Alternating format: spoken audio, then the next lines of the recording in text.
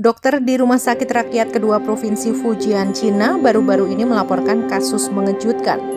Seorang pria berusia 35 tahun yang hanya dikenal sebagai Tuan Y mengalami patah tulang femur saat sedang batuk. Menurut Dong Zong, Direktur Departemen Ortopedi di rumah sakit tersebut, kejadian tidak biasa itu terjadi saat sedang batuk.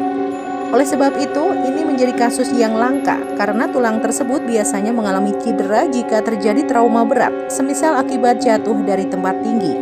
Dilansir dari Odeti Sentral, Y mengatakan kepada dokter bahwa ia merasakan nyeri tajam segera setelah batuk yang sangat kuat.